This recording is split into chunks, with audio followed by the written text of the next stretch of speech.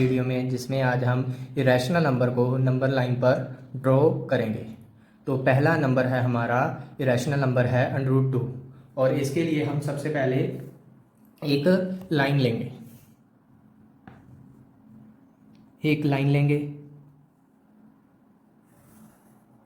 और इसे equal parts में डिवाइड करेंगे।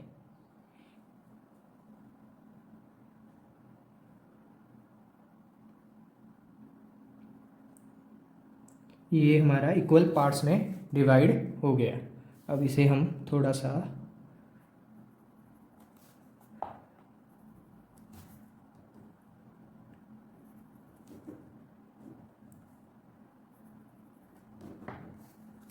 इक्वल पार्ट में डिवाइड करने के बाद हम इसे नंबर दे देते हैं। ये हमारा 0 हो गया, ये हमारा 1 हो गया, 2 हो गया और 3 हो गया। ऐसे नंबर लाइन आगे तक जाती है। तो हम पहले एक यूनिट को लेंगे। एक यूनिट हमारी कहाँ से कहाँ तक होगी, यहाँ से यहाँ तक, और 90 डिग्री का एंगल लेते हुए यहाँ पर एक हम सीधी रेखा ऊपर की ओर खींचेंगे। ऊपर की ओर एक सीधी रेखा खींचेंगे और इसे मिला देंगे। मिलाने के बाद ये हमारा इससे एंगल बनाएगा 90 डिग्री, और जितनी यूनिट हमने यहाँ से यहाँ तक ली थी उतनी ही हम यूनिट ऊपर लेंगे। ये देखो हमारी यहाँ तक हो गई, और इसे हम यहाँ पर रखते हुए यहाँ ड्रॉ करेंगे एक आर्क, और इसे हम दोनों शोर बने हैं यहाँ पर और यहाँ पर, इन्हें हम मिला देंगे। तो ये हमारी ट्रायंगल बन गई, और यही हमारा √2 वाली लाइन है। यही हमारी √2 वाली लाइन है। जब हम एक यहाँ पर और एक यहाँ पर लेंगे तो ये हमारा √2 रैशनल नंबर ड्रॉ हो जाएगा। तो हम इसे प्रूव करेंगे पाइथागोरस थ्योरम के साथ। क्यों पाइथागोरस थ्योरम क्यों ली है? क्योंकि ये हमारा जो ट्रायंगल बनी है वो 90 डिग्री है। राइट ट्रायंगल पर ही हम पाइथागोरस थ्योरम लगा सकते हैं। तो हम प्रूफ करने के लिए पाइथागोरस थ्योरम लगाएंगे। याद कीजिए पाइथागोरस थ्योरम क्या थी? हाइपो की स्क्वायर प्लस परपेंडी की स्क्वायर प्लस बेस की स्क्वायर, यही थी हमारी। और इसे हम इस ट्रायंगल को हम नाम दे देते हैं। ये हमारा हो गया ए, ये हो गया हमारा बी, और ये हो गया हमारा सी। तो ए बी हमारा क्या है? बेस है। तो हम इसे बेस की स्क्वायर क्या बन गई हमारी? ए बी की स्क्वायर प्लस परपेंडी क्या है हमारा? बी सी की स्क्वायर प्लस इक्वल किसके? ए सी के स्क्वायर के। तो हम इनकी वैल्यू पुट करेंगे। बी सी की वैल्यू है, क्योंकि ये यहाँ से लेकर यहाँ तक कितनी यूनिट था? 1। तो हम 1 की स्क्वायर करेंगे प्लस ये यहाँ से यहाँ तक था 1, इसलिए हम 1 की यूनिट ले ली। और यहाँ से यहाँ तक भी ये ए बी की दूरी कितनी है? 1 है। बी सी की दूरी भी 1 है और ए सी की दूरी भी 1 है। इसके लिए हमने इसे स्क्वायर कर दिया। स्क्वायर निकालने पर 1 का 1 ही आया, यहाँ पर भी 1 आया, और ए सी की स्क्वायर हो गया। और ए सी के स्क्वायर काटने से यहाँ पर हम अंडर लगा देते हैं। दूसरी साइड हम अंडर लगा देते हैं, और ए सी की जो दूरी आ गई वो हमारी √2 आ गई। सो पहले मैंने क्या कहा था कि यही ए सी की दूरी हमारी √2 की वैल्यू है, जिसे हमने पाइथागोरस थ्योरम लगाकर प्रूफ कर दिया कि ये √2 ही है। अब हम इसे नंबर लाइन पर ड्रॉ करेंगे। पहले हम प्रकार की सहायता से इसे नापेंगे।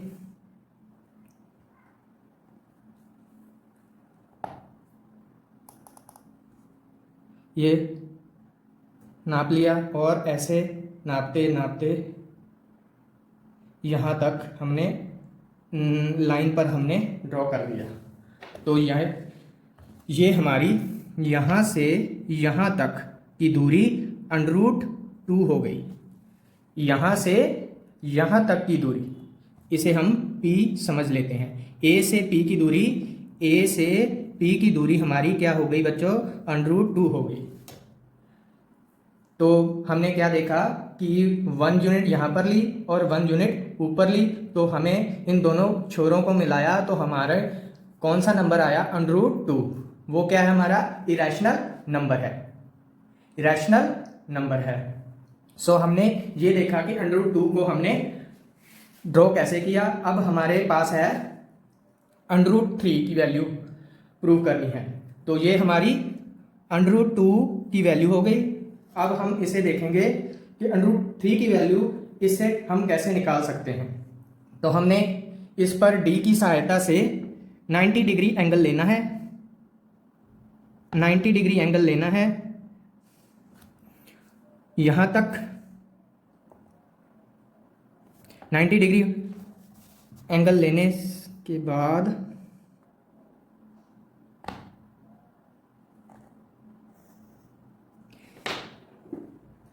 इतनी यूनिट ही, 1 यूनिट ही हमने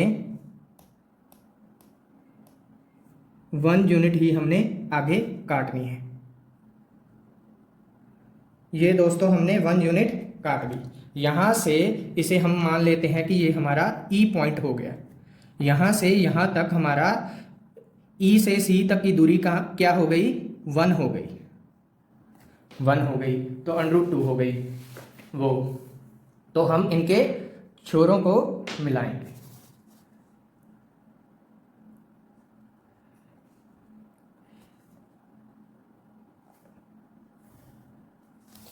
ऐसे मिला दिया।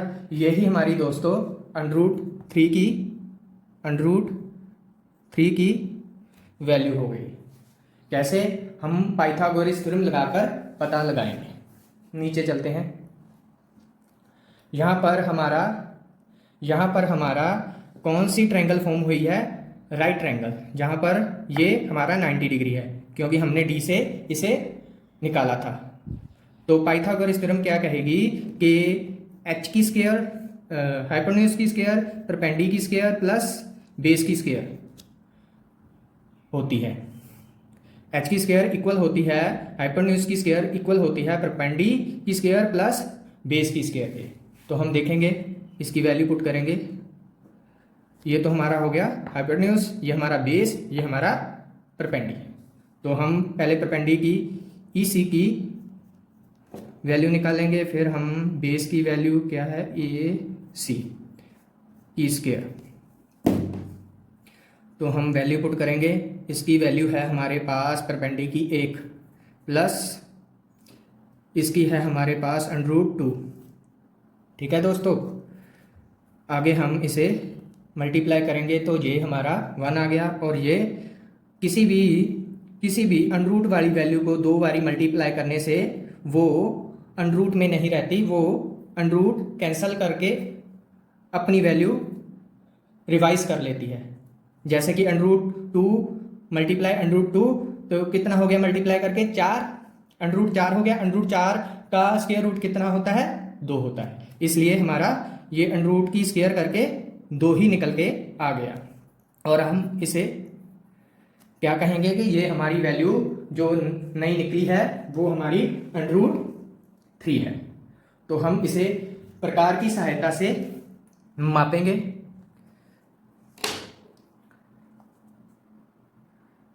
ये देखो दोस्तों, माप लिया और इसे हम ड्रॉ करने की कोशिश करेंगे। तो ये हमारा यहाँ पर √3 आ गया, √3 आ गया। तो ये कहाँ से कहाँ तक देखिए ज़रा, इसे हम मान लेते हैं कि ये हमारा F पॉइंट हो गया। A से लेकर F तक की दूरी हमारी, ये देखिए A से लेकर F तक की दूरी हमारी √3 हो गई दोस्तों, √3 हो गई। तो ऐसे हम इरेशनल नंबर ड्रॉ कर सकते हैं नंबर लाइन पर। और भी हमारे पास एक वैल्यू है जिसे हम √5 कहते हैं, ये भी इरेशनल नंबर है। पर ऐसे ड्रॉ करते करते हमारे पास बहुत ही ज़्यादा नंबरों को करना पड़ेगा। इसके लिए और भी ट्रिक है जो √5 की वैल्यू हम सीधे ही निकाल पाएँ। इसके लिए हमें आगे जाना पड़ेगा। √5 की वैल्यू निकालने से पहले हम देखेंगे कि हम ट्रिक कैसे लगाते हैं। हमारे पास ये परफेक्ट स्क्वायर हैं, इनसे हम जान सकते हैं कि √5 की वैल्यू हम शॉर्ट ट्रिक से कैसे पता लगा सकते हैं। तो √5 की वैल्यू इनमें से किसके ज़्यादा नज़दीक है, वो है 4 ऐसा परफेक्ट स्क्वायर है जिसके पास √5 है। ऐसे ही आप बड़े नंबरों को परफेक्ट स्क्वायर से ले सकते हैं, परफेक्ट स्क्वायर में उनसे रिलेशन करवाकर ले सकते हैं। तो इसका रिलेशन यहाँ हो गया, इसका मतलब कि हमें इसका परफेक्ट स्क्वायर क्या है, 2 है। तो हमें नंबर लाइन ड्रॉ करते हैं, हम क्या करेंगे, नंबर लाइन ड्रॉ करते हैं तो हम इसे इक्वल पार्ट में डिवाइड करते हैं। पहले ये 2 हो गया, 2 नहीं सॉरी यूनिट हो गई, 1 यूनिट ले ली हमने, ये 2 यूनिट ले ली, ये हमने 3, ये 4 नंबर लाइन पर। और इसे हमें थोड़ा सा गहरा कर देते हैं।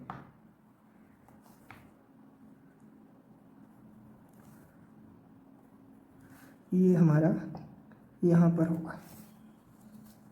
तो हमने क्या देखा कि ये 5 का रिलेशन किससे है, 4 से है। 4 परफेक्ट स्क्वायर किसका है, 2 का।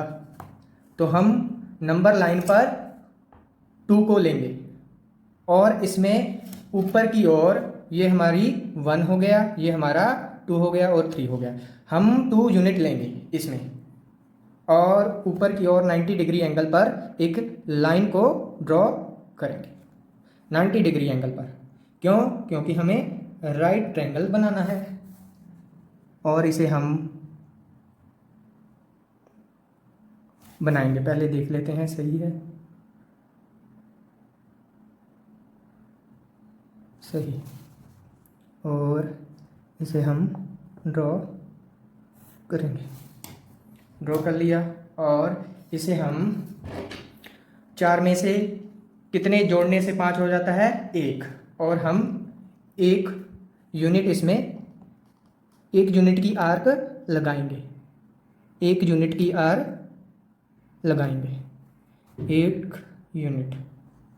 ये दोस्तों लगी 1 यूनिट। और इनके शोर को, इनके एंड को मिला देंगे।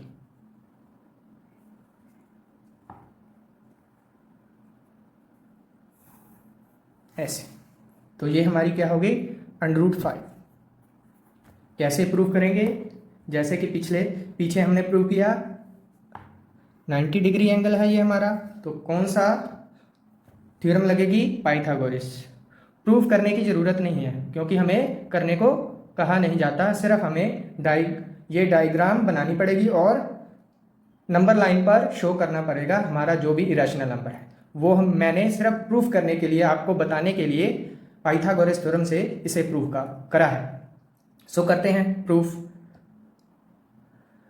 करते हैं। तो हम पहले लेंगे, इसे पहले मान लेते हैं कि ये A हो गया और ये B हो गया और ये C हो गया। तो देखते हैं क्या फार्मूला है, हाइपो की square is equal to p की स्क्वायर प्लस बी की स्क्वायर। और यहाँ पर हाइपो की लेंथ कितनी है, A और C, AC की स्क्वायर, परपेंडिकुलर है हमारा BC की स्क्वायर प्लस बेस क्या है हमारा AB की स्क्वायर।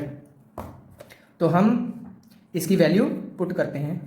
BC की स्क्वायर कितना है हमारा, 1 की स्क्वायर, और AB कितना है, A और B 1 यूनिट, ये 1 यूनिट, 2 यूनिट, और AC की स्क्वायर प्लस 1 प्लस 2 2 ज़ा 4। यहाँ पर स्क्वायर काटी और यहाँ पर अंडर लगाया और हमारा निकल के आ गया √5। AC की वैल्यू कितनी हो गई, हमने प्रूफ कर दी, √5। तो हम इसे अब नंबर लाइन पर ड्रॉ करेंगे।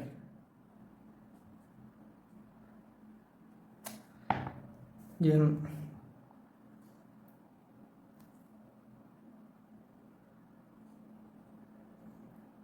यहाँ से हम ये हमारी नंबर लाइन पर आ गई वैल्यू √2। इसे मान लेते हैं कि ये डी वैल्यू है, डी पॉइंट है, सॉरी डी पॉइंट हो गया है ये हमारा। यहाँ से लेकर ए से लेकर यहाँ तक हमारा √5 की वैल्यू हो गई। ए डी हमारा क्या हो गया, √5 √5 की वैल्यू आ गई। तो हमने ये जाना कि हम नंबर लाइन पर इरेशनल नंबर को कैसे ड्रॉ कर सकते हैं। ऐसे भी बड़ी वैल्यू को भी हम नंबर लाइन पर ड्रॉ कर सकते हैं, पर हमें याद रखना पड़ेगा ये रूल, ये ट्रिक। तो हम सीधी कर सकते हैं, नहीं तो अदरवाइज हमें बहुत सारे कंस्ट्रक्शन करनी पड़ेगी, तब हमारा निकलेगा। सो मुझे उम्मीद है कि आपको ये कॉन्सेप्ट समझ आ गया होगा। आगे भी मैं ऐसे कॉन्सेप्ट लाता रहूँगा